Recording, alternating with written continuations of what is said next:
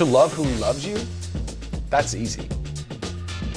Love your enemy and pray for your persecutor. That's love. That's radical love. Hey there, welcome to Conversations from Studio 5. I'm your host, Ephraim Graham, and I'm here to help you connect popular culture and faith. This week, we are talking with actor Zachary Levi. He's known for his work in films like Shazam, The Marvelous Mrs. Maisel, and American Underdog. But his latest role is a best-selling author, and he's using his real-life story to shine a light on the importance of mental health. He's sharing his personal journey. It is one that took him from suicide to superhero. Take a listen to our conversation in Washington, D.C. How would you describe the childhood or the life of Zachary Levi Pugh? How much time you got? I think like most kids, in the moment, when I was a kid, it was normal. It was, there wasn't anything, particularly traumatic or that I could point to and say like, oh, I'm living a traumatized life. You don't realize that until far later in life, hopefully. Mm-hmm. A lot of people don't ever realize that. Right.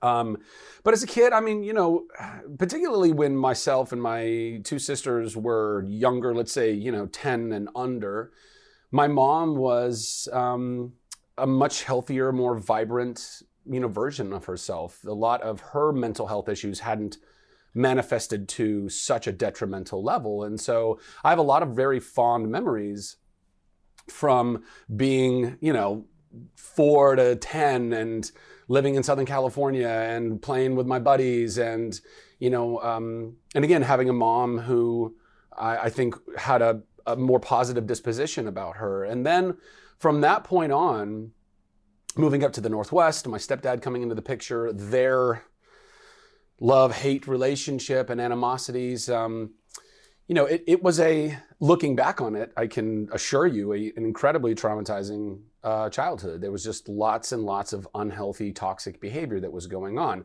Again, I could tell you that there were things that were making me cry on a regular basis or things that I was afraid of on a regular basis.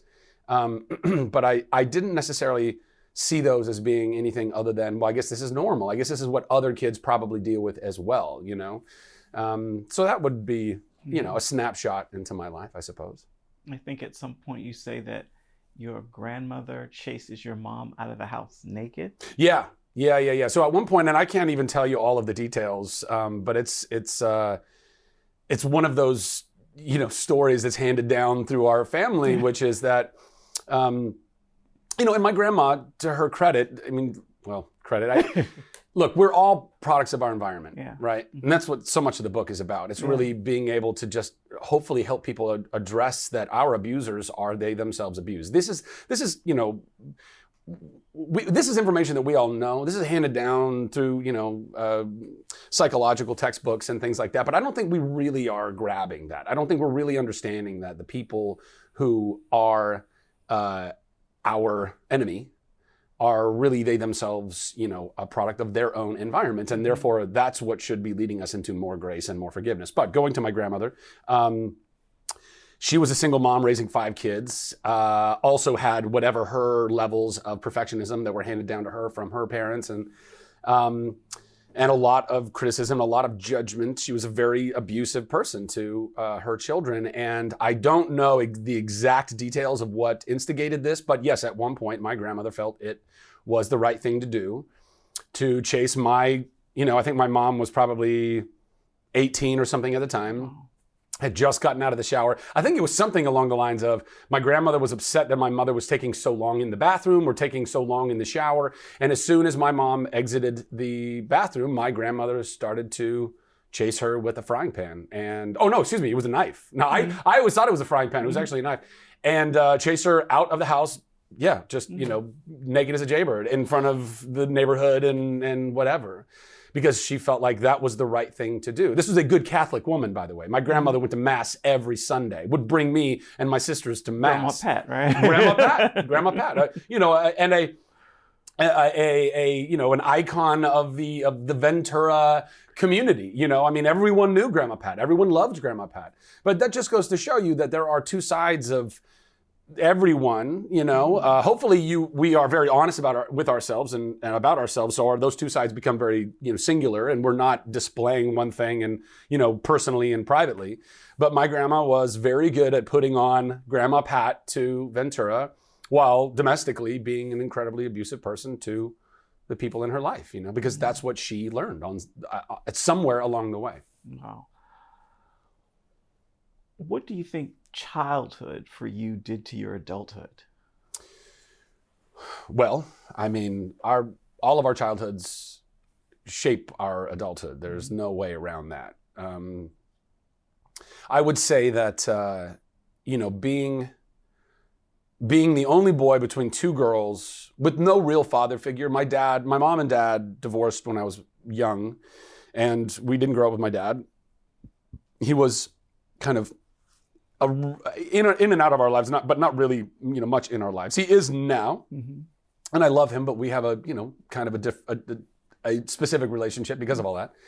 And my stepdad came into the picture when I was about 10, but he was never really a father figure to me either, as much as he may have tried, but he and my mother was so dysfunctional that was always difficult. So, young Zach was this, I don't know, little boy kind of just lost in a sea of estrogen between my sisters, my mom, my aunts, my grandma. But fortunately, and this is the grace of God, I think that, not just the grace of God, but the plans of God, I figured out very early on in life, probably around 4, was when I was first truly cognizant of the idea that I could make someone laugh intentionally. Before that, every kid makes people laugh accidentally. You don't know why. You do a silly thing, people laugh, then you try to recreate it, and it does, it's law of diminishing returns. It stops becoming funny eventually. But around 4, I think I was finally smart enough to go, oh, I can do this thing. I can do X or Y, and that will make somebody laugh. And I also knew, because I think at 4, you're emotionally intelligent enough to know that a laughing, smiling person feels good. And I now, so therefore figured out I was a magician. I could do this trick and I could make somebody feel good. And I never, ever wanted to stop doing that. I was immediately called to, addicted to, not realizing also that because I was lost in this world and trying to find identity and worth and value and all that jazz, I was both, fulfilling a calling, I think, in my life, but also figuring out very quickly how to run away from metabolizing my pain, figuring out how to be the clown, be the guy, bring the happy, bring the joy. So it's a very, our giftings are a double-edged sword. I really, truly believe, and I'm a firm believer in this concept or this thing called the Enneagram and the different personalities that the Enneagram kind of sets forth. And I am very, very strongly a 7 in the Enneagram, which is the enthusiast, which is the joy bringer, But in the Enneagram, it talks about how, in fact, Richard Rohr wrote this really great book on the Enneagram, a Christian perspective, but he goes into these things, which is essentially like you have this great gift, this calling, but you can use that in its healthy version to gift to the world, but you can also use it to run from the things that you really need to work on. And so I was running from pain my whole life. I was running from pain. And even now, I mean, I'm only, 4.5 years into, I had this major breakdown at 37. I'm nearly 42 now. 4.5 years into having learned. I'm a child in understanding or working at my self-love. So I'm still very much in the process of all of this healing. But I would say that I'm grateful that I was able to find what I loved to do and what I was good at doing at such a young age, because I think a lot of people don't. Even though that was also something that was, I think, insulating me from doing a lot of the work that I needed to do that eventually led me to having a massive breakdown later on in life. You talk about going from suicidal to superhero and then suicidal again. Take me back to the rock bottom moment. What happened? Well, so, throughout my life, I had a few different times where I would call it probably clinical depression. I didn't know it during most all of that. I just was very, very sad. And almost always it was due to some events. It was tied to some events, whether it was like a really bad breakup with a girl or coming to the end of a job, no longer feeling a purpose or, having a direction in that regard. And this was no exception. My life was in a bit of a chaotic place. Work was difficult for me in that my career, I had accomplished so much. I was 37, actually 36 at the time when I was kind of deciding I'm going to go move to Austin. I had all these dreams of building this new kind of United Artists studio and, fixing Hollywood and having a better place for artists to work and live and be and play. And it was something that I had been concocting for, 20 years at that point. And I was like, yes, I'm going to go do this. And but my work in Hollywood was kind of unstable. A lot of the jobs that I was doing, I wasn't super. I don't know. I felt like I felt like I was failing ultimately. Like most of my life, I felt like a failure, even though from the outside it looks like, oh, I'm very much succeeding. But I'm not succeeding on the level that I feel like I'm supposed to, or that I was called to, or and so that there was very much going on during that time. The jobs that I was doing felt like I was still like on the outside looking in. I was not a part of the cool kids. I mean, this has followed me my whole life. Even in school, I was the nerdy, spazzy theater kid. So had a lot of practice being on the outside looking in, and so that was going on. I was in a relationship with a lovely girl, but felt like I don't know, self-sabotage probably, like we do in relationships. I was like, oh, this isn't working, and I got to go move to Austin. She was from Austin. She probably would have moved with me, but I was like, no, this isn't going to work. There were just so many things that just, I don't know, I felt like I weren't going the way that I needed them to go or wanted them to go or felt like they should have been going. And with a head full of steam and dreams, I moved out to Austin, and I didn't know anyone out there. And all of a sudden, after 15 years of living in Los Angeles and having community and support structure and all of those things, I was now, Geronimo, let's go. Oh, wait a minute, now I'm alone. Oh, wait a minute, this isn't happening the way that I felt like God was calling me out here to do this. And why aren't the doors opening? Oh my gosh, I have blown up my life. I have now entirely failed my life. There is no coming back from this failure. So yeah, that basically was the last nail in the coffin, and in the proverbial coffin, and maybe even the literal coffin, had it gone a little bit farther. I would say if suicide is climbing a 10-rung ladder, I was at rung 9. Mm-hmm. I was there. I was very much contemplating how I might be able to make it happen and not negatively impact my family and friends as much as possible. Mm-hmm. And thankfully, I have family and friends that surrounded me, supported me, were there for me, and just enough for me to get up and go to therapy, this life-saving therapy. But it was a perfect storm. It wasn't just one specific thing that was like I want to end it all. It was 37 years ultimately, because I got up to my 37th birthday and then went to this therapy. But it was 37 years of lots and lots and lots and lots of trauma, unhealed trauma that I had not acknowledged or dealt with, things that were shaping me and affecting me, and I had no idea they were. We don't realize just how powerful / fragile our minds are. The various hormones, dopamine, serotonin, norepinephrine, all these things that fly through our bodies and our minds, if they're out of whack, you do not see yourself, the world, or how you fit into it clearly. You just don't. And in that time, in that moment in my life, everything was totally out of whack. Mm. I did not see myself clearly. I did not see the world clearly. I did not see how I fit into the world clearly.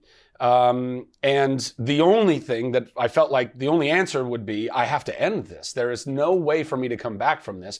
I don't even see a flicker of a light at the end of any tunnel. There was no tunnel There was no light. And certainly my friends and family would be, while maybe, initially impacted and sad, eventually would be okay and better. And they'd be better, But that's, I think anyone who contemplates suicide has these feelings. It's not, it's hard because, you're told, suicide is the most selfish thing that you can do, which is true. But if you're feeling like you want to end your own life, it actually feels like you're doing everybody a favor. It does not feel like you're being selfish. It feels like I will not be a burden to everyone. And I did feel like a burden to almost everyone. I felt like I was this unhinged, I'm particularly moving out to Austin. I remember I was so jacked up. I was like, oh my gosh, yes, and I'm going to do this and I'm going to do that. And I think some of my friends and family, certainly some of them, I don't know, maybe all of them, but I know certainly some of them were probably looking at me like, what is he doing? Like he's kind of like, he's on tilt right now. He's going a little crazy. And worried about me, and understandably so. So I think all of that led to me just being like, I've totally bungled this incredible gift of a life that God has given me, this incredible career. I'm doing this thing that millions of other people would dream of doing, even on the level that I was doing it at. Even though I felt like this isn't high enough or large enough or impactful enough or whatever, other people would be like, you kidding me? You're on television, you're doing movies, you're doing all the things. Shazam. Why? Yeah. Well, no, Shazam came later. After, okay. Yeah. Which also was, a really beautiful, I think, not just a gift from God, but a real testament of how I think, God works and what we ought to prioritize. I was not prioritizing the most important thing, which was to actually invest in myself and to care for myself and love myself, because I didn't understand that. It was never shown that. I was never shown that as a child. It was never modeled to me as a child. My mom and stepdad did not know how to love themselves because they were never modeled that, right? So I didn't understand the importance of, to use an airplane metaphor, put your own mask on before helping other people put their mask on. I was always trying to help other people with their mask. Like, and I'm just suffocating the entire time, not realizing. And so to go away and do this therapy, finally, and really figure out, oh my gosh, I haven't loved myself my entire life. I've never even understood what that meant. And also, this feeling that I feel inside that I felt my whole life, that's anxiety? Oh, I'm glad I finally know what anxiety is. All of these things and more that I walked away from, but I only got Shazam literally happened while I was still like finishing up my therapy. Like it's a crazy, it's in the book, but it's a crazy turn of events, but only, because God was like, good, now you've done the thing. Now I can give you the blessing. You would have self-destructed had I given you this blessing before you did the work. And that's the work. Not becoming a better actor, Zach, you got this. You can play that role. There's no question about that. But if you can't handle the responsibility that comes along with that role, how could I possibly do that to you? That was actually one of the biggest things I learned earlier in my career, like before my career really kicked off. I was doing a lot of theater, community theater and stuff like that. And everyone had a lot of people giving me great feedback. Oh my gosh, this is your calling. You should do this. But no doors are really opening. And I was like 18, 19, something at the time, 18. And I had this moment with the Lord one night, and I was just crying out, praying, talking, like, what's the deal? Why did you make me how you made me if this isn't ultimately going to come to fruition? And I remember this like very, very vivid moment, like one of those few moments where the veil is really clearly lifted and you can see so clearly. And it was God saying, Zach, I am not taskmaster God. I am not sitting around punishing you for doing stupid stuff. I love you. I love you so much that I'm just waiting for you to show me that you're able to handle the blessing. If I can see that you can handle the blessing, then I'm going to give it to you. But I love you so much that I know that if I gave you the blessing before you handled it, it would hurt you. Why would I do that? And once I realized that it wasn't God punishing me so much as he was protecting me, which is a very fine line, right? And we don't understand that oftentimes. We think, God doesn't love me, or God doesn't like me, or I'm not doing it perfectly enough. No, it's none of that. Can you handle the responsibility that comes with that blessing? Can you handle that without caving? And I learned that early on. I had forgotten that clearly. Well, not forgotten it, but I didn't realize that my mental health was really now the crux of what was holding me back. Because I thought, unless you know about these things, you don't think that your mental health is bad. You just think that you're upset about things or sad about things, not realizing that, no, you have some really major stuff that's going on in there and you need to get it right. And it wasn't, that's one of the coolest things about it too. Like at both times, and those aren't even just the only 2 times in my life where I've been like, okay, I gotta go do some work on whatever it is, me, this, whatever, mostly me, always me. And it's not like it takes 2 years for the blessings to come. As soon as God knows your heart is dedicated to the change, like that. I was still in therapy, and the audition for not Shazam, but for a role totally separate from the role, supporting role came up, and I had just had this breakthrough, and I was just like, okay, I think I can do this again. I think I can do this without pinning all my worth to my vocation. Yeah. And a week later, I got the biggest job I've ever gotten. That to me is a huge testament to God's love, and and our ability to, through prayer and petition, manifest those things. Is that the reckless love you're talking about? Well, honestly, it's interesting. The title of the book, Radical Love, it's a little. It's actually redundant to me, because I think love is radical by definition. I think the problem is that we've all kind of lost touch with what actual love is, or maybe we never really knew what it was. I think Jesus was trying to, with everything in him, trying to explain to us, and I think, to me, one of the scriptures that always jumps out to me is when he's saying, to love who loves you, that's easy. Love your enemy and pray for your persecutor. That's love. That's radical love. That's what I'm trying to get across to people. That, yes, it's radical based on what our kind of understanding or thoughts on what love is right now, which is a very romanticized idea. Oh, it's feel good. Oh my God, I love this person. No. That you feel good about that person. You really like that person. You might have the feelings of being in love with that person. But love is to recognize the divinity of the miracle that is across from you, even if they are a horrible person. That is love. That is actually understanding what that means. And we don't do that enough because we're all conditioned very easily. It's not hard to be conditioned to hate someone who's doing really horrible things in the world. It makes sense. I don't like this person. In fact, I don't like them so much, I hate this person because they killed that person over there, or they stole these things over there, or they started this war, or whatever. Now, this is not a pass, by the way. Because I've talked to people, they go, well, how am I supposed to love this person and let them back in my life? No, you don't have to do that. Love without boundaries is not love. No. Healthy boundaries is a huge part of what actual love is. With people that are your enemy or not, you still have to have very healthy boundaries. You can love someone and not like them at all. You can love someone and you need to have healthy boundaries with that person. It is not about that. It is about getting back to understanding that there is none righteous, not one. None of us can sit on any kind of high horse or elevated platform. Who's throwing the first stone? Nobody is, right? And yes, we can all sit around and chalk up like, well, your sin's greater than my sin, and blah, blah, blah. No. God doesn't work like that. We're all products of our environment. We have got to recognize that and start to see the humanity in each other and stop dehumanizing each other. That is radical love. And I think, in the book, the easiest way for me to get into that was my journey with my mom or my stepdad and my father and, anyone in my personal life. That's where you have to start. If you can love the enemies within your own personal life, because essentially, that's what we would deem them, right? This person abused me. They are an enemy in my life. Well, am I still loving them as I am called to do?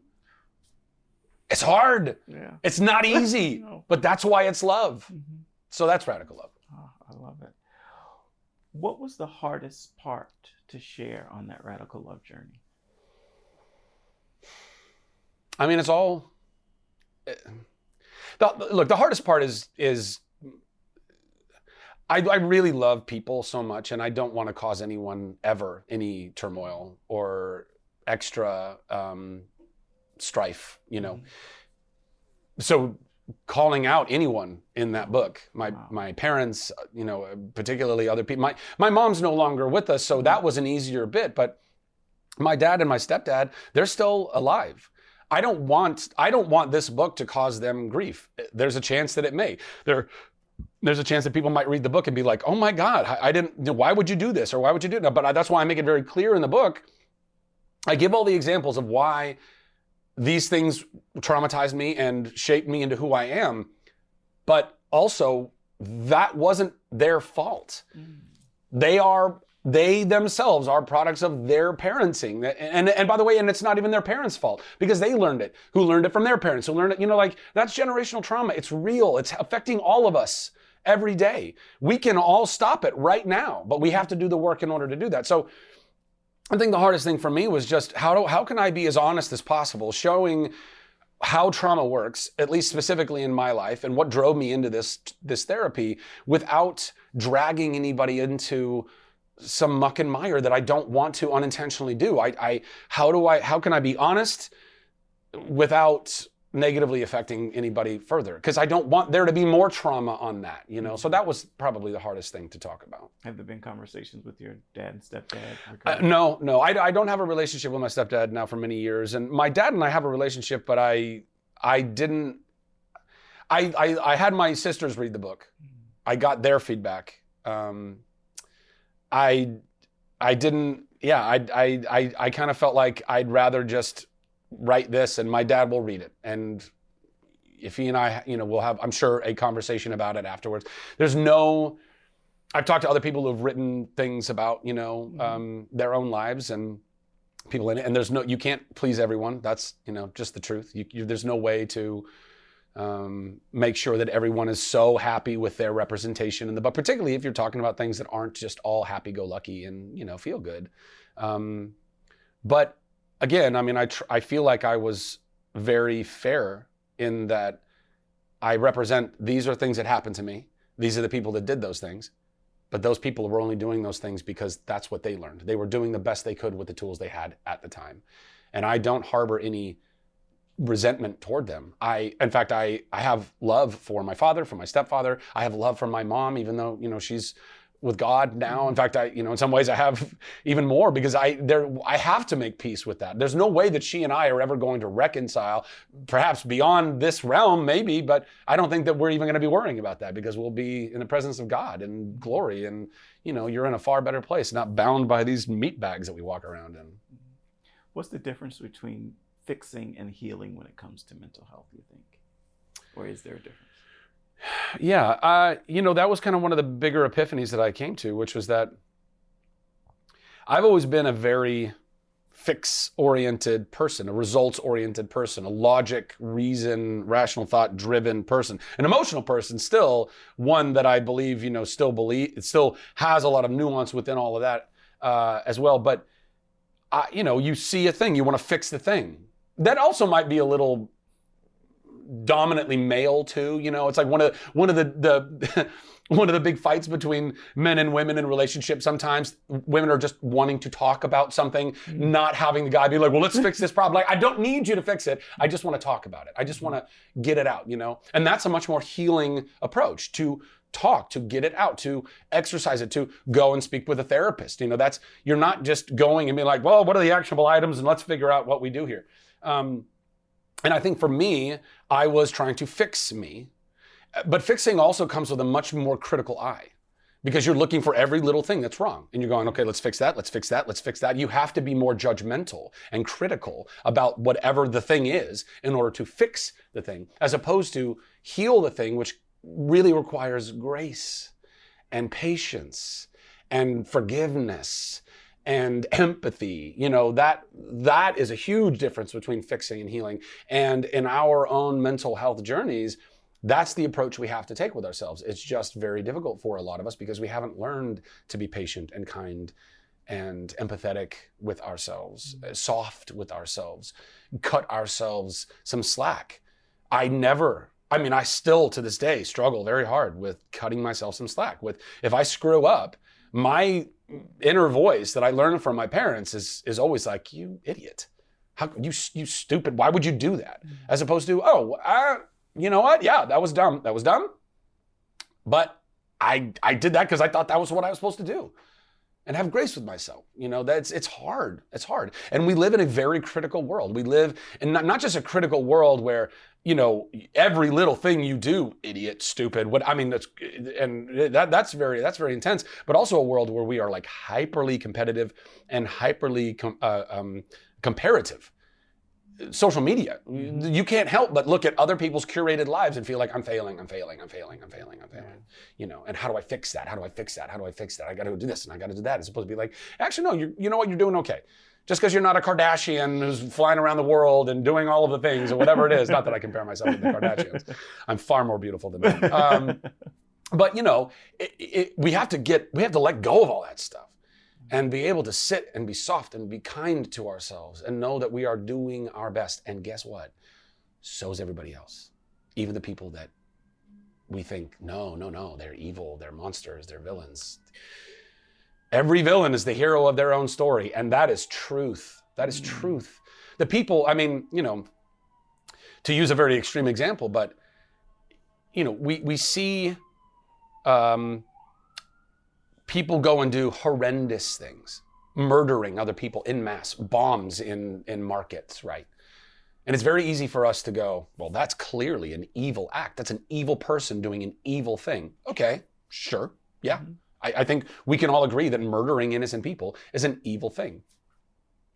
But let's keep in mind that that person was a 5-year-old child at one point with all the promise, all the openness, all the love, capable of going any which direction, and their parents and community and society guided them into becoming this martyr, to go do this thing for holy reasons, by the way, oftentimes. Now, is that an evil person, or is that a person who has absolutely been misguided on the highest level into believing that what they're doing is actually a good thing? That's what's going on. Now, we can sit around and shame and blame and point fingers all day long, but that's not going to get anybody closer to reconciling. That's not getting anybody closer to actually dropping, racism. We all know that racism is learned.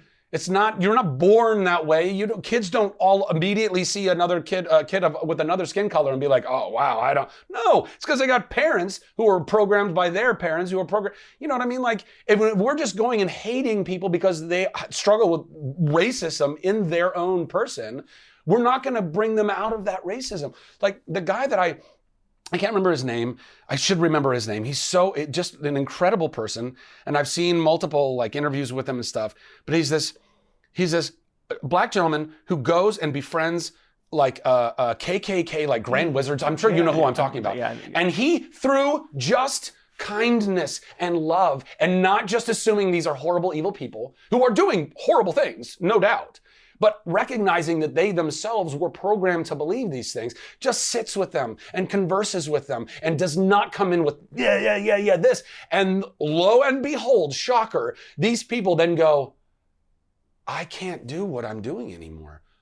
How can I possibly feel this way if this gentleman, who I've been taught to hate since I was a child, is loving me? And they're broken, and they give him their robes, and they're like, I'm done. Yeah. That is a perfect example of how love wins and how fear and hate does not. If we want a better world, we can only love our way to a better future. We cannot hate our way there. And if we keep looking at people and treating their evil with shame and blame and hate and fear and all that stuff, then we're just going to be stuck in this, this hamster wheel forever. If you could go back in time, and the little boy that I see you have posted on Instagram, who I assume is you. Oh, yeah. What would you tell him in light of all that you've endured and where you are now? Man, so many things. Well, I would try to help him to understand what it means to love himself. Because really, I think that's at the root of almost all of my struggles in my life. Like school, for example. I could say, one of the things I would go back, because people have asked me, if I could go back and, talk to your high school self, what would you say? I'd be like, cool is a joke. Cool is a lie. Don't care what all these other kids think or say. You're never going to see them again. You know, every one of us wants to tell the high schoolers nowadays the same thing over and over again. Like, you're living a lie. You're living a lie. It doesn't matter. Focus on your education. All this socializing and partying and all the things you think are so important. Oh my God, I gotta go to this party. Oh my God, these people are gonna be like, it's a joke. But that's a symptom. The reason why I felt so compelled and needed to go and be a part of the social scene in high school was because I didn't first love myself. I felt like I needed the approval of all of these other people. I needed this external approval from all the cool kids. But if I, young Zach, knew what it meant to love myself then, I'd have been like, I'm cool.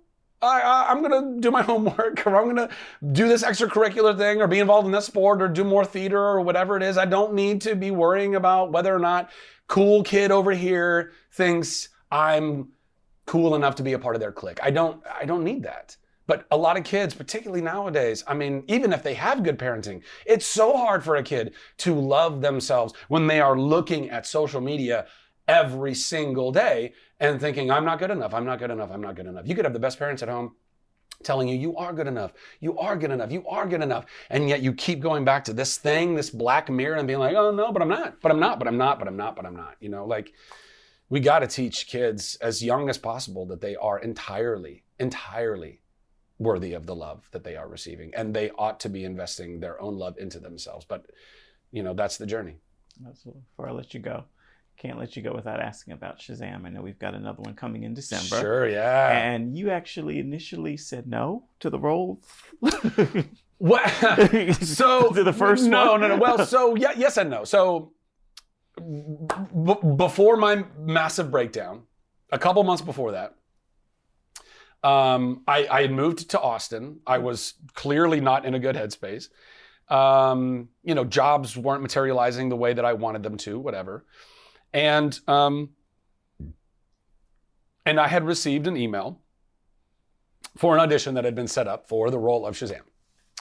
Now, I knew enough about the project and about the character to know that Shazam has this not alter ego, but like his kind of like bizarro version of him, his arch nemesis, evil Shazam, is Black Adam.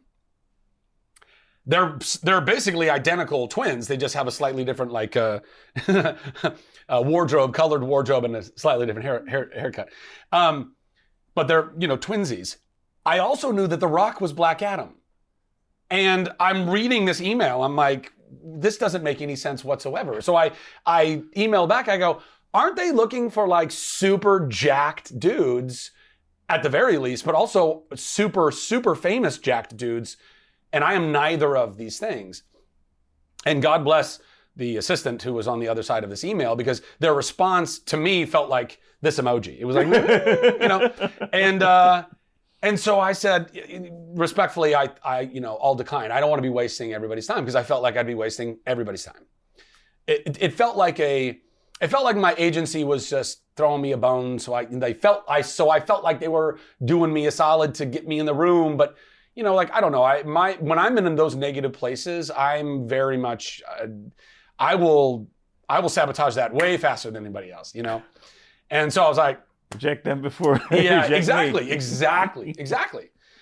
So I said, no, I'm not going to go on this audition. So it wasn't that I rejected an offer. Like, if they came to me and said, here's an offer for Shazam, I'd have been like, oh my God, this is amazing. I still would have been like, I don't understand why they're hiring me, but whatever, I'll take the job. But to go and try and fight, you know, audition for it and get my hopes up and whatever, when it clearly, to me, in the moment, felt like this is going nowhere. So that's what I turned down. Then 2 months later, after going through this, you know, basically, you know, near the very end of my programming at this therapy, but still there. Mm-hmm. And I got this email, and it was like, hey, don't mean to bug you. Because I told my agency, I was like, listen, I'm off grid. I'm doing some healing stuff. And they're like, yeah, totally. But then, of course, in classic Hollywood fashion, don't mean to bug. But hey, there's this other role. It's a supporting role. It's like one scene. And I had just had this breakthrough, and I was like, you know what?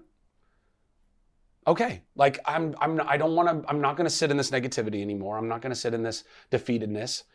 And I was like, and there was nothing on, like, it was all very hush-hush, so I didn't even know what the role was. I just knew that the scene, the sides, was very funny, and I was like, oh, I could totally do this. This is fun.